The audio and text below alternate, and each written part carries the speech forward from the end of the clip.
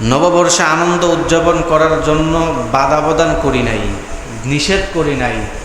বাকি আপনি কোন পদ্ধতিতে আপনি কাজটা করতেছেন, আপনি আনন্দ করতেছেন, সেটা দেখার বিষয়।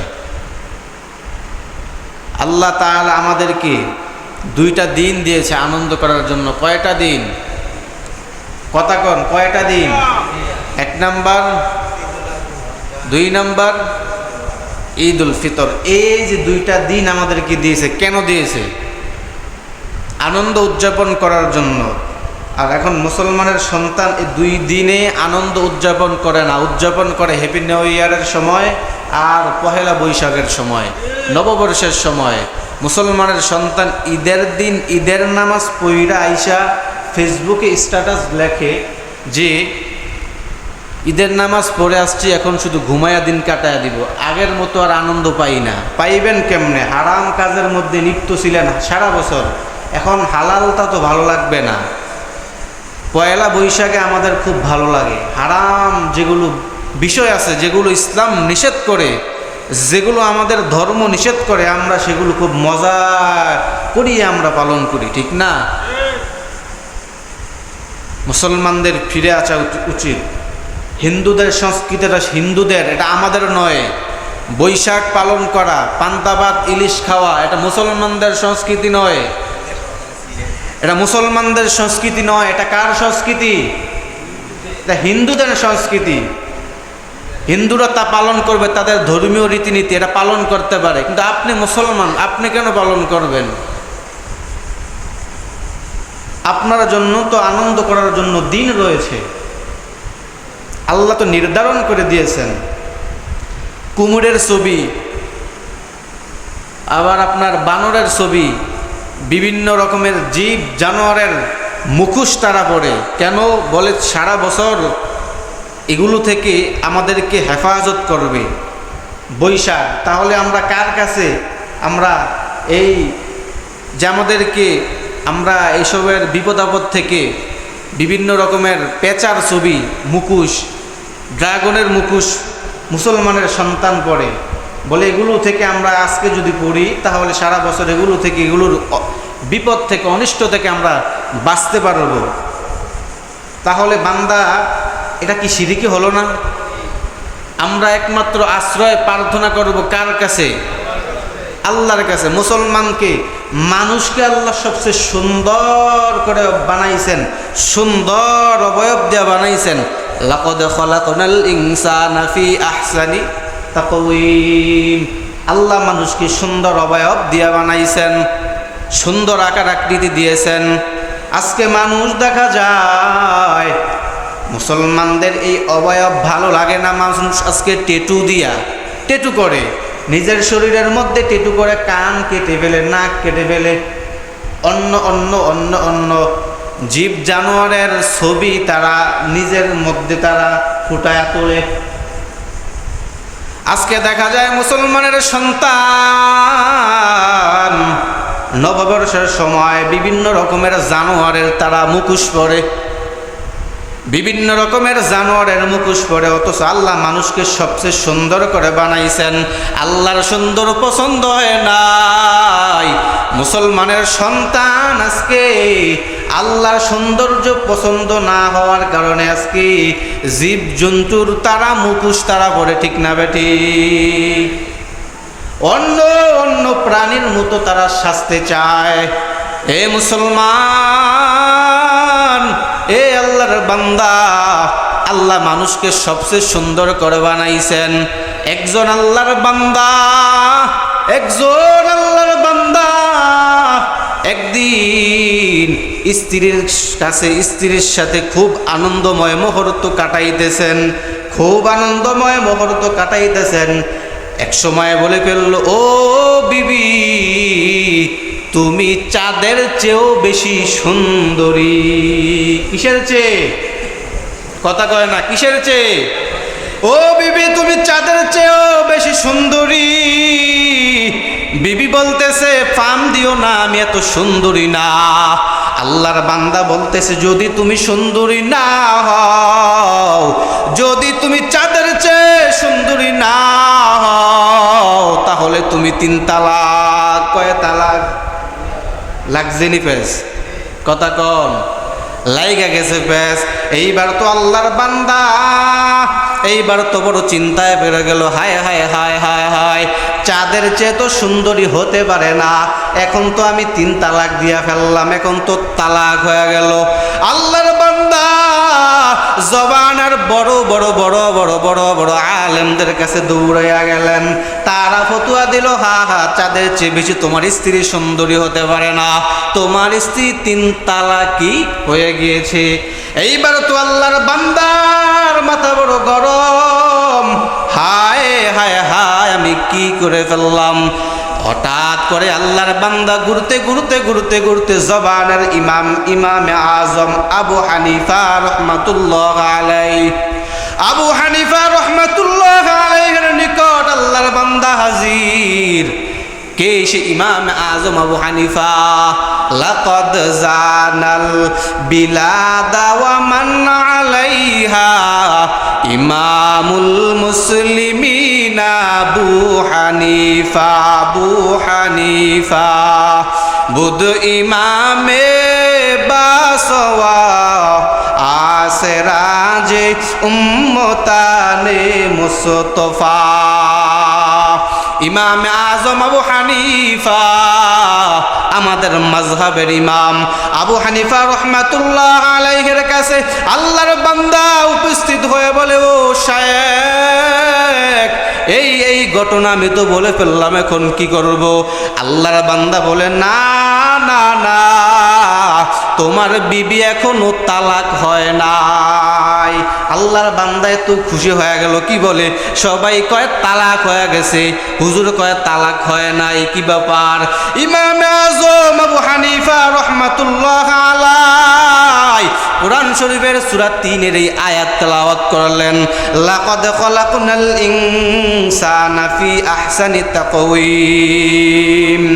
আরে আল্লাহ রাব্বুল আলামিন মানুষকে সবচেয়ে সুন্দর অবয়ব দিয়া, আকার আকৃতি দিয়া আল্লাহ রাব্বুল আলামিন বানাইছেন চাঁদের চেয়েও বেশি সুন্দর করিয়া। দুনিয়ার সমস্ত যত প্রাণী আছে সব থেকে সুন্দর কে বলেন? জোরে কন। মানুষ। আজকে সেই মানুষ হইয়া আজকে মুসলমানের সন্তান হিন্দুর সন্তানের সাথে, খ্রিস্টানের সন্তানের সাথে, ওই ইহুদির সন্তানের সাথে পাল্লা দিয়া তারা আজকে হিন্দুদের সংস্কৃতি তারা পালন করে, তাদের নিজেদের মধ্যে লালন করে। তারা আজকে নববর্ষের সময় পহেলা বৈশাখের দিন তারা বানরের মুখোশ পরে, তারা ড্রাগনের মুখোশ পরে, পেঁচার মুখোশ পরে। এ মুসলমান, ড্রাগনে বানরে পেঁচায় তোমারে বাঁচাইতে পারবে না, বলেন তো বাঁচানোর মালিক কি? জোরে কোন কে? বাঁচানোর মালিক আমার আল্লাহ। এ বান্দা, হিন্দুদের সংস্কৃতি মুসলমান তোমার জন্য নয়, আল্লাহর নবী জানাইয়া দেয়, মান তাশাব্বাহা বিকওমিন ফাহুয়া মিনহুম। মায়ার নবী জানাইয়া দেয়, যেই জাতির সাথে তোমার সংস্পর্শ থাকবে, সাদৃশ্য অবলম্বন করবা, তার সাথেই কিয়ামতের দিন তোমার হাসর নাসর হবে। কি হবে? হাসর নাসর হবে। এ মুসলমান, এ যুবক ভাই, বলে আমি মুসলমান, তবে আমার ধর্মের সব কিছু আমার ভালো লাগে না, এটা বললে ঈমান থাকবে নি? কথা কন। সব ভালো লাগে, কিন্তু একটা আমল, একটা বিধান আল্লাহর ভালো লাগে না, এটা বললে ঈমান থাকবে না, ঈমান থাকবে না। কি থাকবে না?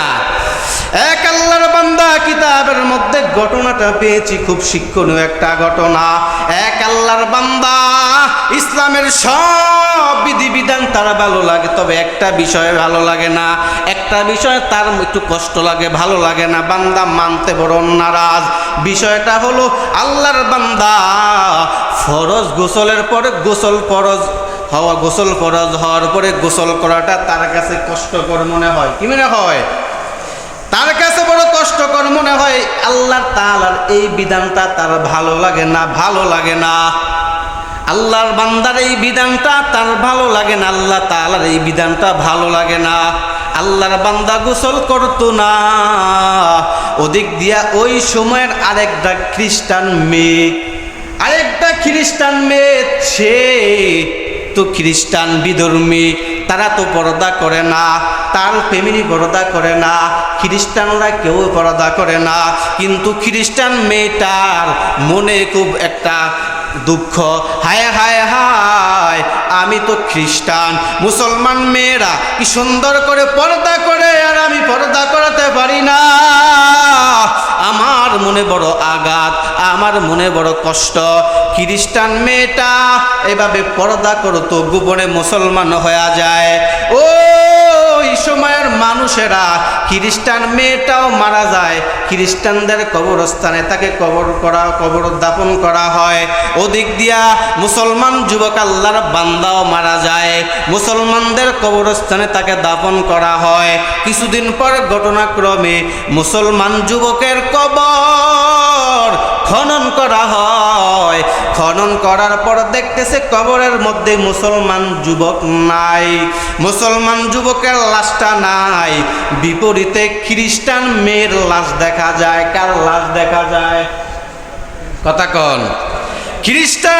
ওই খ্রিস্টান মেয়ের লাশ দেখা যায়। মানুষেরা তো অবাক, হায় হায় হায়, কয়েকদিন আগে দাফন করে গেলাম মুসলমান যুবকের লাশ, এখন দেখি খ্রিস্টান মেয়ের লাশ, ব্যাপারটা কি? আবার ওদিক দিয়া ওই খ্রিস্টান মেয়েকে যেখানে দাফন করা হয় সেই কবরটা খনন করে। কবরটা খনন করার পর তাকায়া দেখে ওইখানে খ্রিস্টান মেয়ের লাশটা নাই, সেখানে ওই যুবক, মুসলমান যুবকের লাশটা দেখা যায়। কার লাশ? মুসলমান যুবকের লাশ দেখা যায়। তারপরে তারা খবর পাইল ওই যে মুসলমান যুবক, আল্লাহর একটা বিধান ভালো লাগে নাই, আল্লাহর একটা বিধান অপছন্দ হয়েছে, এজন্য মুসলমানদের খাতা থেকে তার নামটা কাটা গিয়েছে। আর ওদিক দিয়া যে ওই খ্রিস্টান মেয়ে যে পর্দা করত, গোপনে মুসলমান হয়ে গেছে। আল্লাহর খাতায়, যদিও মানুষের খাতায় সে খ্রিস্টান ছিল, আল্লাহর খাতায়, আল্লাহর ডায়েরিতে ওই খ্রিস্টান মেয়েটা মুসলিম বলে গণ্য হয়ে গিয়েছে। এই জন্য খ্রিস্টান মেয়ের কবরের মধ্যে মুসলমান ওই যুবকের লাশটা চলে এসেছে। ওই খ্রিস্টান মেয়েটা যেহেতু মুসলমান, এই জন্য মুসলমান যুবকের কবরের মধ্যে ওই খ্রিস্টান মেয়ের লাশ আল্লাহ কুদরতিভাবে দিয়া দিয়েছেন।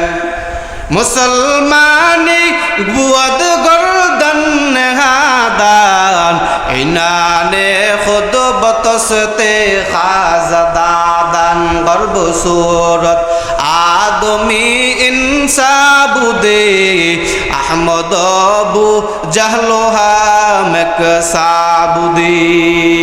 এজন্য তাকায়া দেখেন, একটা বিধান, কয়টা বিধান?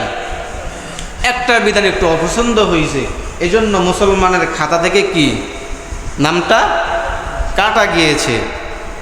তাহলে আমরা এখন আল্লাহর কত বিধান আমরা অপছন্দ করতেছি, অমান্য করতেছি। আর তো কয়েকদিন, তাহলেই কি পহেলা বৈশাখ। যারা মুরব্বীরা আছেন, আপনারা আপনার সন্তানকে দেখে রাখবেন, তারা যেন গুমরা হয়ে না যায়, তারা যেন হিন্দুদের কালচার, হিন্দুদের রীতিনীতি তারা যেন পালন না করে। মুসলমানদের সন্তান হিন্দুদের সংস্কৃতি পালন করবে, এটা এর থেকে দুঃখজনক বিষয় কি হতে পারে? একদিনও কি আমাদের জুমার নামাজে, আমাদের ঈদের দিন কোনো হিন্দু এসে আমাদের সাথে নামাজ পড়ছে, আমাদের সাথে আনন্দ ভাগাভাগি করছে?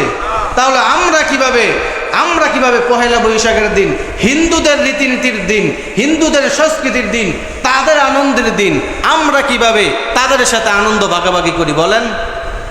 মুসলমানের সন্তান কিভাবে পূজায় যায়, মুসলমানের সন্তান গিয়ে কিভাবে পূজায় হালুয়া রুটি খায়, সন্দেশ খায়, প্রসাদ খায়, বলেন তো? ইমান আছে? ইমান থাকবে?